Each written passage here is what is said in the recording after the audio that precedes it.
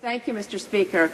I want to also rise and the point of order that's been put to you by the Honourable House Leader for the official opposition.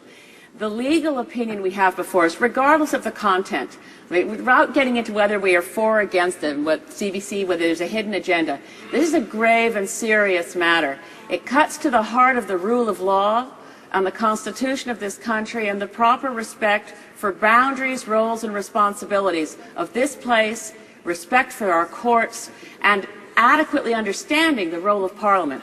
Other sections of Mr. Walsh's fine legal opinion have been read out this morning, but I was particularly taken by the words of Mr. Justice Binnie, the Supreme Court of Canada, in the case in 2005 of the House of Commons and the Honourable Gilbert Parent versus Satnam Vaid. It's a case with which we're generally familiar with its fact set, but it's a very strong statement from the Supreme Court of Canada, and I'll quote it.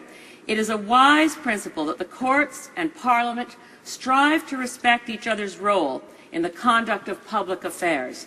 Parliament, for its part, refrains from commenting on matters before the courts under the sub judice rule. The courts, for their part, are careful not to interfere with the workings of Parliament. A close quote from the Supreme Court go on to note that Mr. Walsh, as the law clerk, our legal advisor, warns that in some circumstances, the interference of a parliamentary committee in matters that are before the courts could be, quote, seen as contempt of court. In other words, this cannot be a matter left with the committee. The committee may, for whatever intentions it has, and I'm not commenting on those, but the committee is placing the House of Commons at risk of further court proceedings in which this place, the Parliament of Canada, could be found by the courts to have entered into a relationship which constitutes contempt of court. We must respect our roles and responsibilities. Mr. Speaker, this will be a difficult ruling for you. I think this may be your watershed moment as our Speaker. I trust in your wisdom and judgment on this, but Mr. Walsh's legal opinion is not easily dismissed, and I urge you to find in favour of the point of order from the official opposition.